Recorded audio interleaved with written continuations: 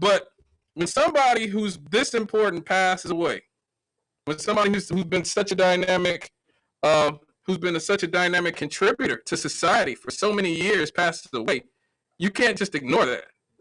You know, Sidney Poitier is, like I said, is a legendary star and one of the greatest and most respected actors who ever lived. So let me just give you guys the full background on this. Because this is breaking. This is the definition of breaking news. Yes, he just passed away in the last few hours.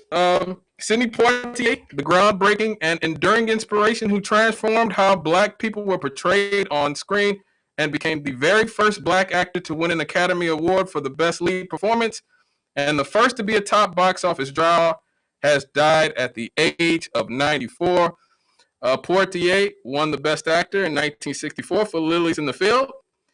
He passed away yesterday. I guess he passed yesterday at his home.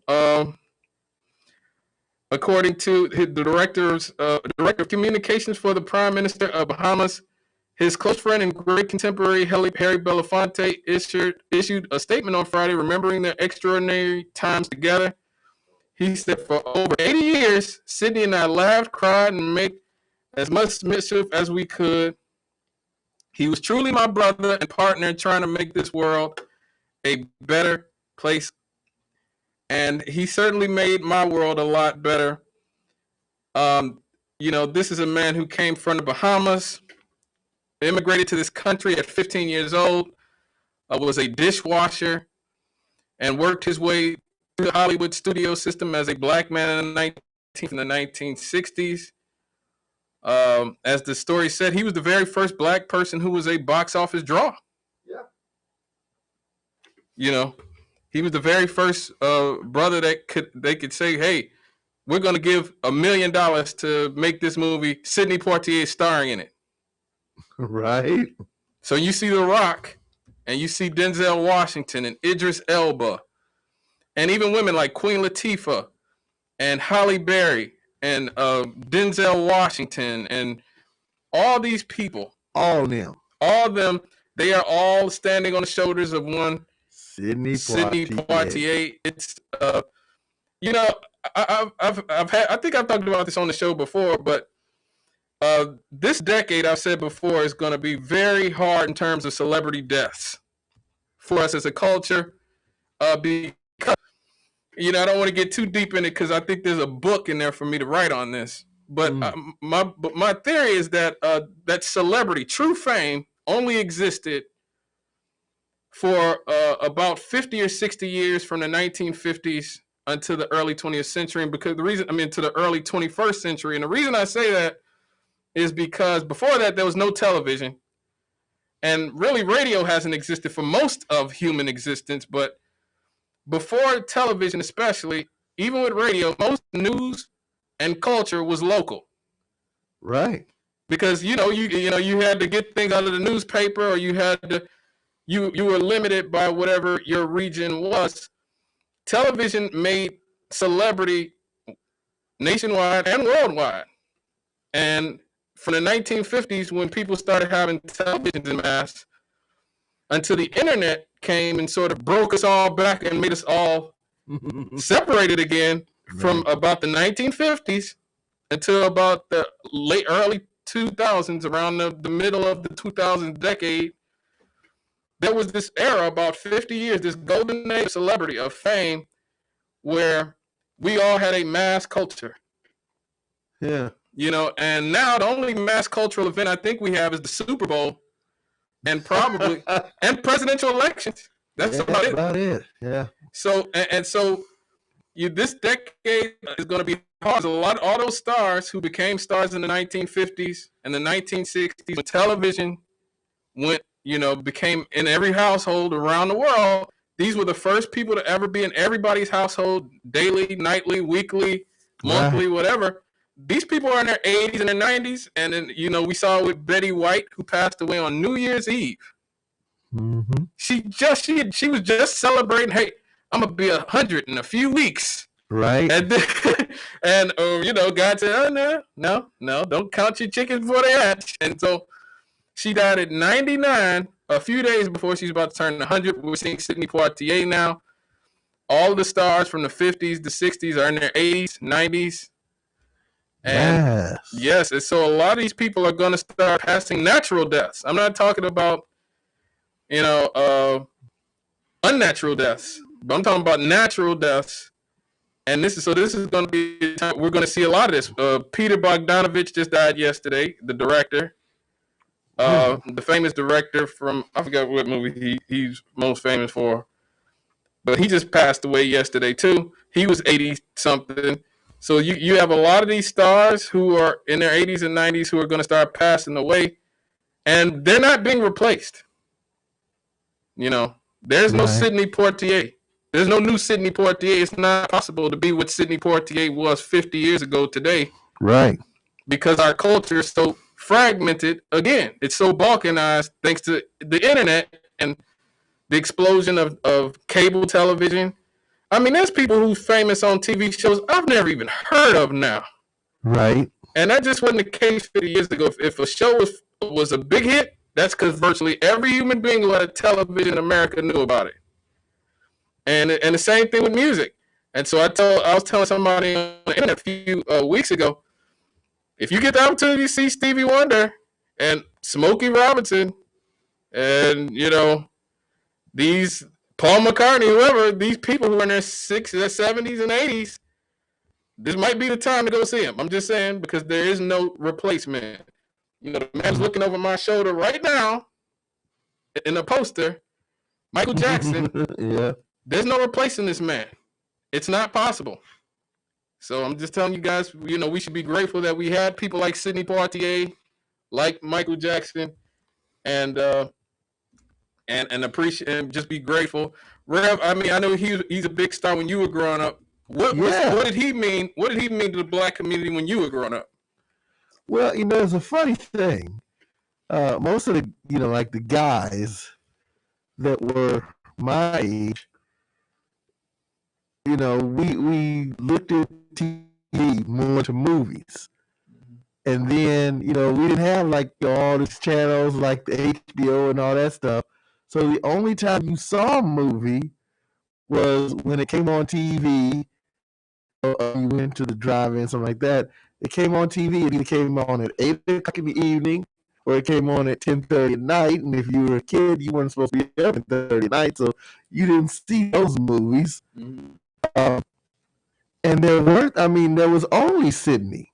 Right. Sidney, and I think maybe Sammy Davis Jr. had done one or two movies. Bill Cosby hadn't done any movies yet, really. He had only done the TV show I Spy, and that wasn't something that I, as a kid, was all interested in.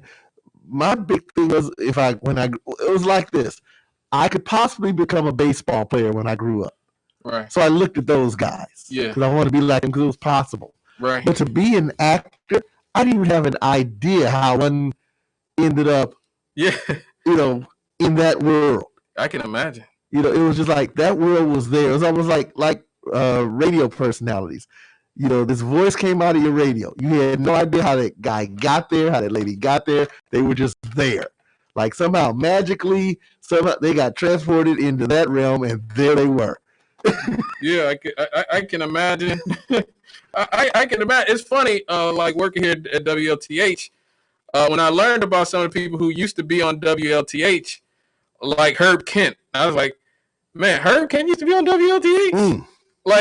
Because it's like, like you said, like it's like these people always been there. Yeah. They just were there.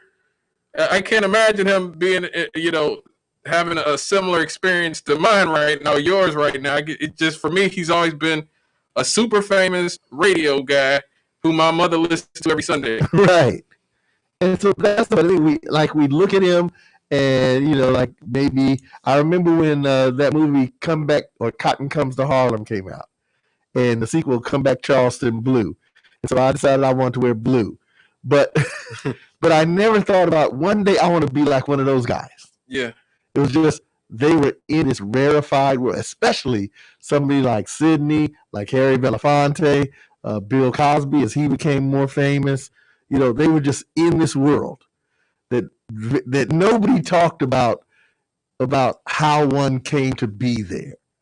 Right. But they at the same time they were great templates. You know, that's what you know. You want to be cool. You want to be masculine. Sidney Poitier, Right. Bucking the Preacher. Yes. You know, that's it right there. Right. Oh, go ahead. I was about to say, I just watched a few years ago. I watched his movies with Bill Cosby that he did. Oh yeah. Uptown Saturday Night. Yep. And the other one, I forgot what the other one was called. I watched them like back to back, and man, those movies are absolutely hilarious. Like they're hilarious today. It's not like they're only hilarious for the 70s or something. They're like I was sitting there in 2019 or something, 2020, watching them laughing hysterically. Like I should have watched these movies a long time ago. like Sidney Poitier was a guy who could do comedy, and like he could be Bill Cosby straight, man. And you know, I really wish they had ended up doing more movies together. You know, over the years, because I really think they were a great movie team when they worked together. But Bill Cosby's another guy. There's not going to be another Bill Cosby. I see we have a caller. And I know a lot of you guys, a lot of people feel the way they feel about Bill Cosby. Fine. I'm not saying that you got to agree with what he went to jail for or any of that other stuff. But just know that what that man accomplished in the 1960s in terms of bringing black faces to television and, you know, showing that a black man could be the biggest star on television, the highest paid person on television, carry a show. Like when Bill Cosby's gone, just like Michael Jackson, just like Sidney Poitier, there is no new Bill Cosby. Yep. There is appreciate what these people have given to the world while they are still here, folks. I'm telling you. And we have a caller. Hello, caller. Good evening, gentlemen. What's up? Hey. Hey, man, I got to agree with you about Bill Cosby. There'll never be another Bill Cosby. No. I don't care what people say about him because that's just Hollywood. Right. Now, right now, there will probably be a lot of blacks who went to college that wouldn't be in the position they in if it wasn't for the speeches that he gave. Right. Right. Because if you listen to any one of his speeches, he kept it real. It wasn't about saying, oh, you graduated, everything is going to be fine. He kept it 100% real. And that's one thing I love about Bill Cosby. All that other stuff, I just pictured that with what was going on in Hollywood. Yep. And they needed somebody to go under the bus. Because if you ask me, this new thing that's about to come out about the Playboy Mansion. Oh yeah. It should have been done before. It should have been done before he died. Yeah. Because it was a lot of freaky stuff going on with underage. One thing nobody could say, Bill Cosby messed with an underage woman. Right. But from the stuff you see that was going on in the Playboy Mansion, even with the stuff with what's the guy who hung himself? Yeah. Now you see stuff starting to come about even the people across the country. Mm-hmm. The princes and everything about the stuff they were doing on this man's airplane and in his house. So I think they'll throw a black person under the bus and say, hey, you did this, hey, you did that. Right. And I was thinking about Sidney Poitier. One of his best movies, I'm trying to think of the name of it, when he played the police. Oh, yeah. Are you talking about... He was leaving In the Heat of the Night? In the Heat of the Night, yeah.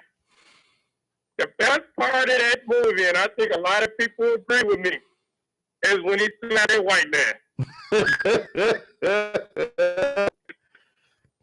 That white man slapped him and he slapped him back. And that was the movie that was made out in the 60s. So when you look at the impressions on everybody's face, I think that was past just acting.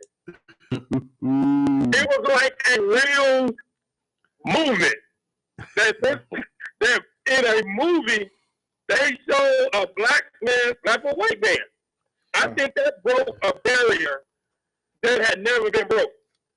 You think? And I think that when that part came in that movie at that time and what was going on, I think a lot of white people just screamed like, "What the?" Wait a minute, did they just show this black man slap a white man? Right. Yes, yeah. I think a lot of them right now to this day will not watch that movie because of that war. Right.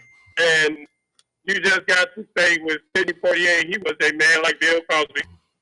When it came time to play a real serious part, they could do it. And when it comes time to be a comedian, they could do it. Now, one comedian, I don't care. He can never be serious to me. And that was Richard Pryor. Okay. Right. And you remember when the police told him on? And he got serious about, and he said, "Ain't no track star." I had to laugh because I never saw Richard Pryor play a serious movie. Right, so right. Kind of funny for him to play this serious. Oh well, doing the whole movie, yeah, joke parts. But at this one moment, he was serious about what he was saying, and you had to think about it: is he joking or is he playing? Because Richard Pryor was a comedian. He wasn't like Bill Cosby or Sidney Poitier or a couple other black stars where they played both. He was always a comedian. Right. So for him to get serious in that one part, it was like, what? Is Richard getting serious? It was kind of funny. But one other thing I want to leave off with, and Pastor, you guys was talking about this earlier. This bill that they're trying to pass for the Gary system. Yeah, you know what? I have actually called downstate to talk to one of the two sponsors, and I hope to make contact with at least one of them, because I want to know what they want to have happen. Right. Right. We're going to talk about that definitely next week. We're definitely when can I say this real quick? Yeah, go ahead. You know, my dad told me this. If you are in business with a friend or a family member that really doesn't have anything to lose, as long as they're gaining, they will not check you. How they say check you and tell you when you're doing something wrong. Uh-huh. And I'm going to just be honest. This is just my opinion real quick. For decades, like I said, I got 3 of my own kids plus 2 stepkids went through the Garrett school system. And I saw a lot of favoritism that went on because a lot of the board members, a lot of the teachers all grew up together, and nobody wanted to make that hard decision. And that was when I let talk about Mr. Hawk, who was ready to make that hard decision, and they got rid of him. My dad told me sometimes it takes somebody from the outside that has no investment to come in and make things happen. And I'm going to be honest, I wish Do-Web hadn't never came in and just let it flow the way it was flowing. That way it wouldn't be nobody's problem. Because we all have got toys at Christmas time that we play with for a little while, then we stop playing with it, right? Right. As soon as your mom and daddy say, well, I'm going to give them to somebody else, now you want to play with them. For decades, our school system was ran by elected officials, and we saw the mismanagement, even though nobody went to jail. And you know, Dale, when Natalie was talking earlier about Cheryl Pruitt, about how she didn't go to jail, the reason Cheryl Pruitt or Andrea Ledbetter didn't go to jail was because they paid back the money. That was the only reason they didn't go back to jail. Now, for years, we have saw mismanagement of money. We saw people keep schools open because we wanted to keep our friends a job. And I'm going to go back to what I said this morning, which I know beat a lot of people off. Sometimes when you make a bed, you have to lie in it, and you just got to fix it yourself. All right, thank you for the call, brother. All right. Before we go to break, because it is time for a break, tomorrow on WLTH Radio between the hours of 2 and 4 p.m. Representative Earl Harris Jr., Senator Lonnie Randolph, Senator Eddie Milton, Representative Reagan Hatcher, and Representative Vernon Smith will be here to discuss HB 1187.